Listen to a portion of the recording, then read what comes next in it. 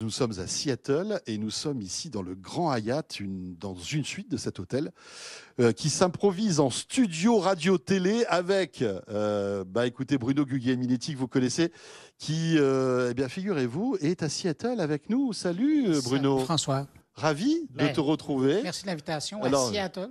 Tu es souvent dans le débrief de l'actu dans Tech & Co sur BFM Business, la quotidienne. Et tu as été convié, tout comme nous d'ailleurs, à cet événement Amazon. On va en parler, qui imagine la livraison du futur.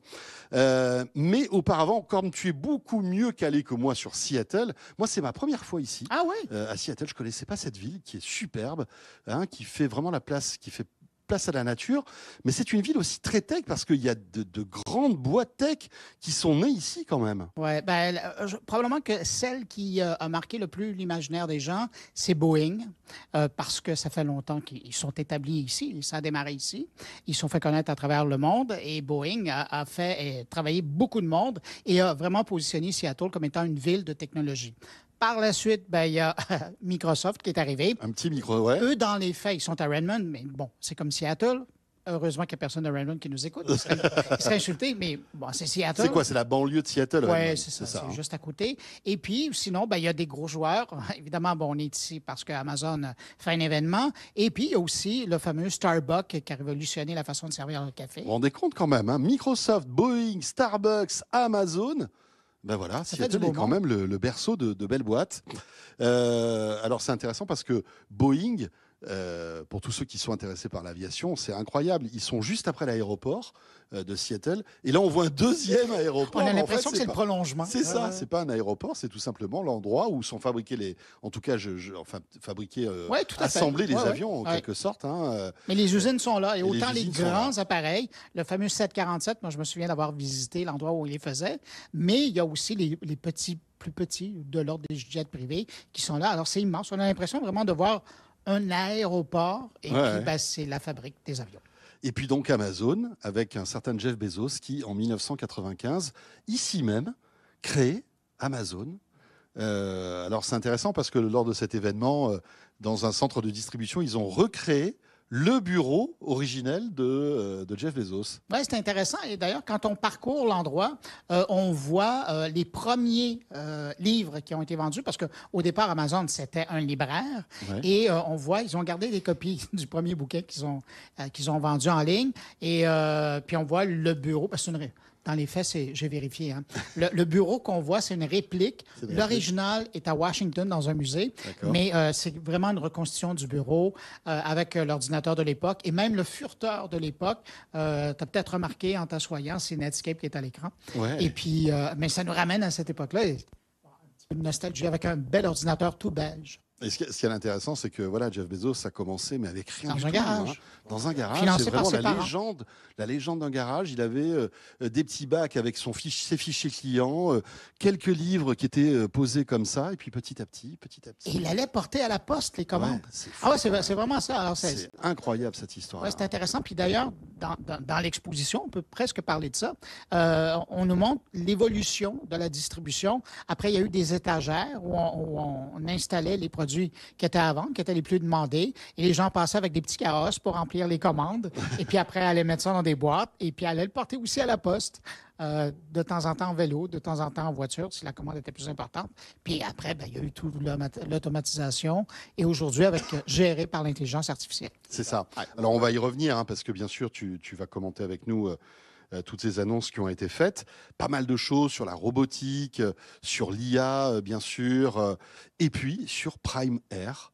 Alors moi, ça m'a vraiment impressionné parce que c'est vrai que ça fait des années, on sait que ça fait des années que Amazon teste de la livraison par drone, mais on s'est dit ça marchera jamais, il y a trop de contraintes, des contraintes réglementaires, techniques, etc. Si on se reçoit un colis sur la figure, ça fait pas une bonne image quand même, voilà. Visiblement, c'est pas le cas. Amazon investit depuis longtemps beaucoup d'argent. Et là, aujourd'hui, c'est un événement important hein, parce qu'ils ont annoncé leur roadmap de livraison par drone qui s'appelle Prime Air. Oui. Et ce qui est particulier, c'est de voir, ils ont une ville test hein, qui s'appelle College Station et où on peut voir, en tout cas, il y a ample documentaire sur la question, des reportages qu'on peut voir en ligne. Mais là, ça fonctionne vraiment. Et ils ont un retour de la clientèle qui sont vraiment satisfaits de l'expérience, qui confirment leur volonté de produire là-dedans. Et là, ce qu'on voyait cette semaine, c'était une nouvelle génération, même de drones, de livraison.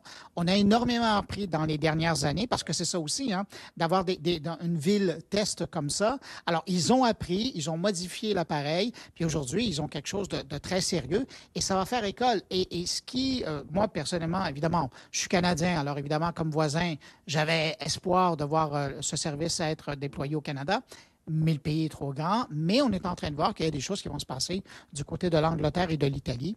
Alors ça, c'est une bonne nouvelle. Et alors, c'est dingue parce que imaginez demain, vous êtes sur votre appli Amazon, vous commandez un produit, mais alors vous vous dites, ça sert à quoi la livraison par drone? Bah, c'est qu'en fait, ils garantissent une livraison pardon, en moins de 60 minutes. Oui.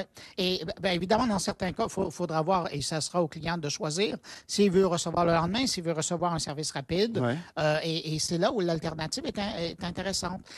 Et on est vraiment, et c'est drôle parce que je parlais, j'ai fait une entrevue avec un des responsables de l'environnement chez Amazon et qui me disait que contrairement à ce qu'on croit quand on parle de la livraison rapide du même jour ou dans l'heure qui suit, les gens ont l'impression que c'est quelque chose qui pour l'environnement est très nocif. Alors que dans les faits, ça veut seulement dire que le produit, il est très près de où il réside et que sa trace environnementale à ce produit-là, ben, elle est beaucoup plus petite que si vous deviez attendre 2 jours et que le produit traverse le continent pour arriver chez vous. En gros, l'impact est environnemental. Plus le produit est livré vite, moins l'impact environnemental sera important. Exactement. Ça, hein. Et ça, c'est intéressant. Ouais, et c'est contrairement intéressant. à ce qu'on croyait. Là. Ouais. C'est clair. Donc, vous commandez votre produit sur Amazon. S'il est éligible, il arrive très vite.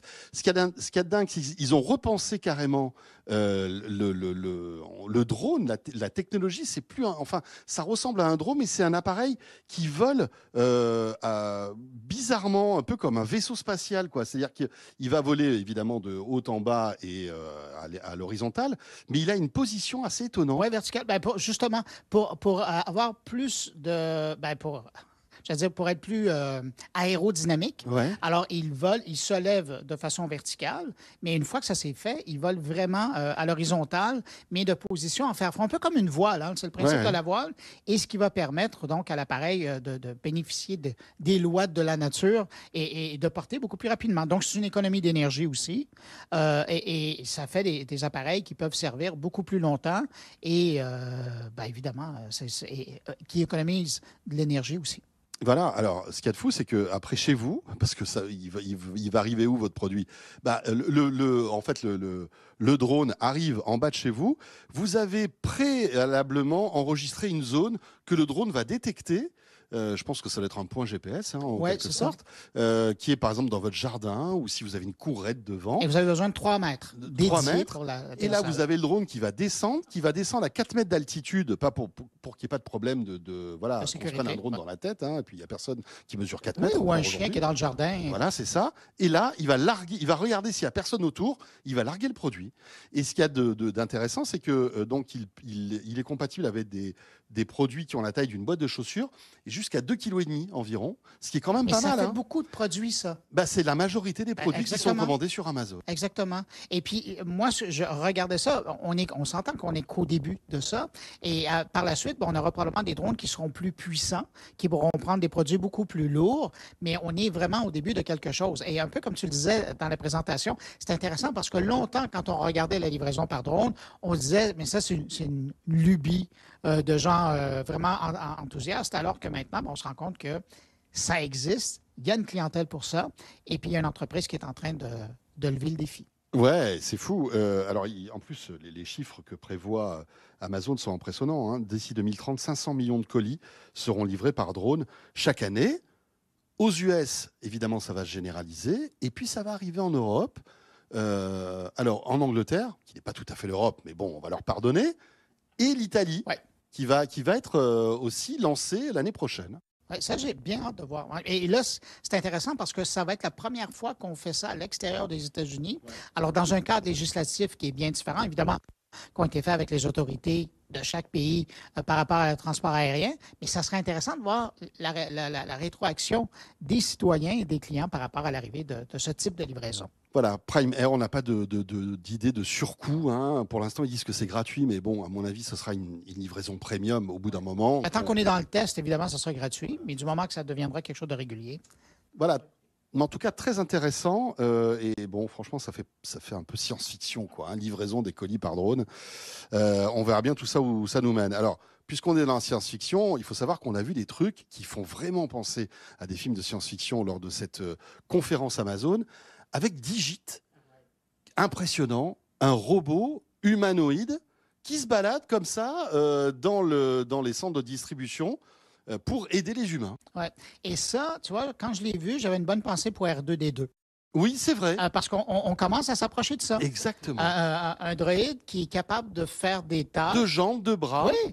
Et qui est capable de prendre des boîtes et de les amener à certains endroits. Et il est vraiment autonome parce qu'il arrive en regardant, en analysant. Évidemment, on lui donne un mandat. Là, tu dois aller chercher des boîtes et les amener à tel endroit et t'assurer que le poids est bon, qu'il y a de l'espace. Mais donc, il a vraiment sa propre intelligence. Alors, il est autonome.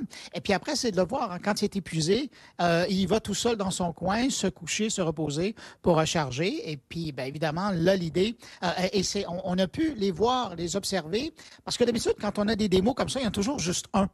Mais là, il y en avait deux. Et on voyait qu'ils étaient en travail en collégialité.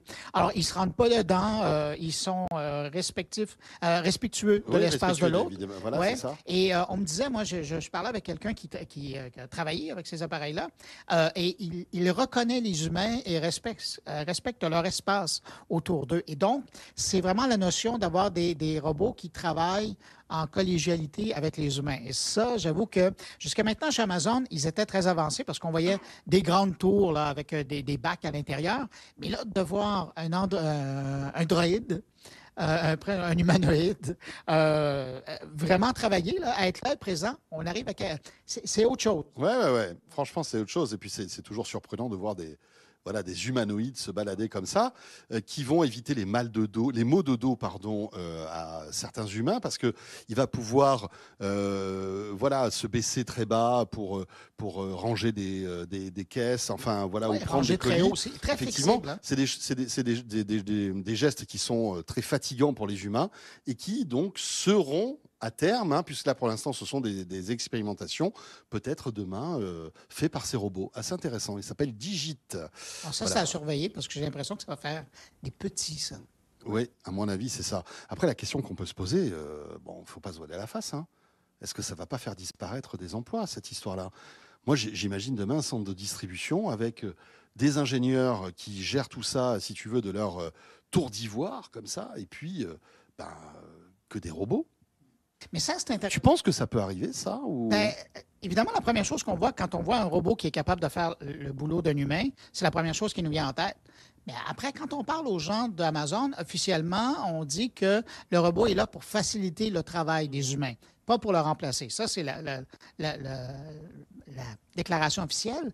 Mais parallèlement, je pensais à des gens qui étaient venus sur la scène nous présenter des sondages ou un état de fait. Et ces gens-là, se disent que, avec la condition dans laquelle on est depuis la pandémie, c'est-à-dire que des gens qui ont pris leur retraite avant le temps, les baby boomers, ils ont quitté. Et c'est pas les retraités qu'on va faire revenir pour lever des boîtes, des colis. Non, c'est sûr. Alors, les gens sont plus exigeants sur le travail, la qualité du travail qu'ils veulent faire. Alors, dans ce contexte-là... certaines tâches sont ingrates, évidemment, dans ce sens. Dans ce contexte-là, ils disent que ces robots-là viennent combler une carence qui existe. Bien sûr. Exactement. Intéressant. Et tant que c'est là, c'est beau, mais effectivement, ça soulève des questions. Puis il faudra, ça sera à l'usage. Hein. On verra ce qui va être remplacé, mais chose certaine, il y a beaucoup, je suis persuadé qu'il y a beaucoup d'entrepreneurs qui regardent et qui se disent ça pourrait être une solution intéressante. Merci beaucoup, Bruno. Merci à toi. Pour tous ces commentaires toujours très pertinents. Vous pouvez retrouver Bruno Guglielminetti toutes les semaines, hein, tous les week-ends. Vendredi, dans mon carnet. Vendredi, dans ton carnet, le podcast de Bruno qui nous fait l'écho de toute l'actu tech version francophone au Québec. Et puis, évidemment, tu es souvent dans Tech Co pour débriefer l'ActuTech en visio. Ravi de t'avoir vu en chair et en os. Ouais. Je te dis à très bientôt. Évidemment, on se verra au CES de Las Vegas, tiens. Voilà, ce Tech Co exceptionnel depuis Seattle se termine. Voilà, on trouvait intéressant de faire quelques milliers de kilomètres pour vous faire découvrir les avancées en matière de technologie chez Amazon. Et on se retrouve bien évidemment très très vite. Salut à tous.